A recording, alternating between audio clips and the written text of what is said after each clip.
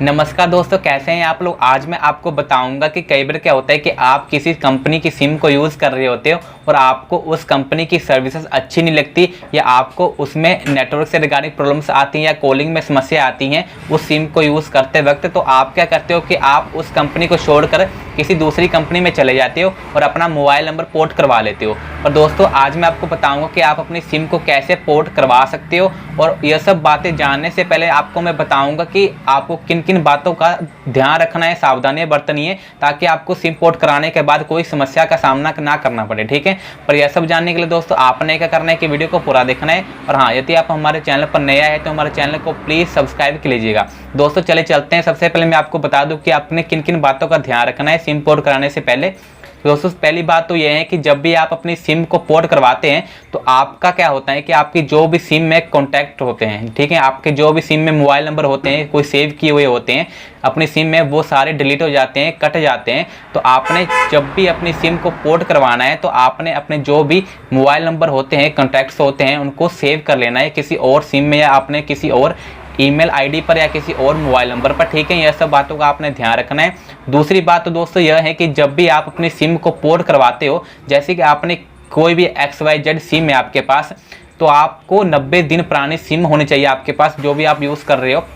जैसे कि आपने BSNL से किसी और कंपनी में अपनी सिम पोर्ट करवाई, ठीक है, और फिर भी आप जिसमें आपने पोर्ट करवाई ये सिम, वो सिम आपको अच्छी नहीं लगी, उसकी भी आपको सर्विसेज अच्छी नहीं लगी, तो आप 90 दिन से पहले उस सिम को किसी और कंपनी की सिम में पोर्ट नहीं करवा सकते। 90 दिन के बाद ही आप उस सिम को किसी और कंपनी की सिम में पोर्ट करवा सकते हो। आपने यह भी बात ध्यान रखनी है। तो दोस्तों तीसरी बात यह है कि आपको यह बात जानना बहुत ज़रूरी है कि कई बार क्या होता है कि कुछ लोगों में यह मिथ होता है कि जैसे कि आप अपनी सिम को पोर्ट करवाते हो, जो आपने जो भी रिचार्ज करवाया होता है आपने किसी भी कंपनी की सिम में जो आप यूज़ कर रहे होते, तो वो जो मोबाइल नंबर में रिचार्ज होता है वो जब भी आप पोर्ट करवाओगे तो उसमें वो ट्रांसफ़र हो जाएगा।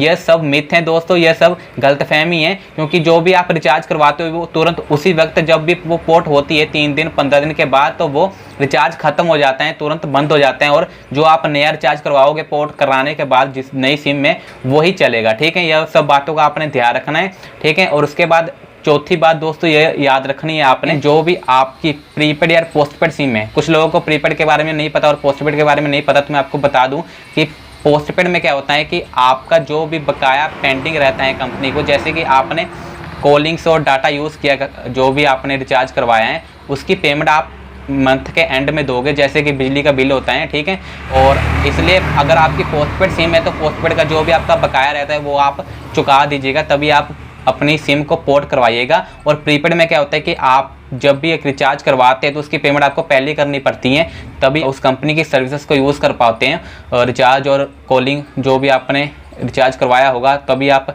कॉलिंग और डाटा यूज़ कर पाते हो प्रीपेड में, और पोस्टपेड में एंड में देना होता है बकाया। ठीक है, और ये सब बातों के ध्यान में रखने के बाद ही आप सिम पोर्ट करवाइएगा। और अब हम आपको बताते हैं कि आप सिम पोर्ट कैसे कर सकते हैं। अब हम चलते हैं मोबाइल की स्क्रीन पर और वीडियो को पूरा देखिएगा, एंड तक देखिएगा, तभी आपको पता चलेगा पूरा प्रोसेस। ठीक है, तो चलिए चलते हैं मोबाइल की स्क्रीन पर।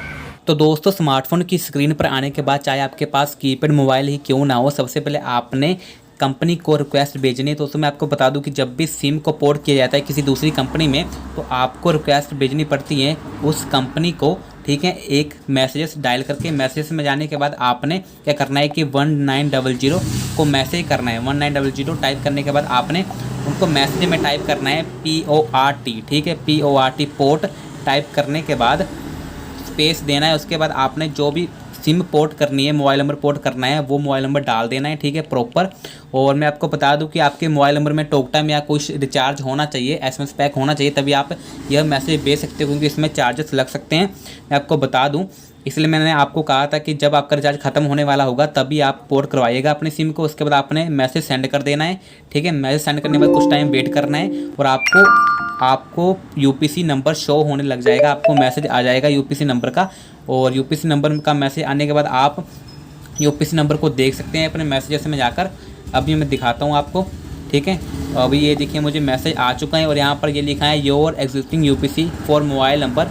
ये मेरा मोबाइल नंबर शो कर रहा है और यहाँ पर जो ये A से शुरू है ये 4 तक ये UPC नंबर है।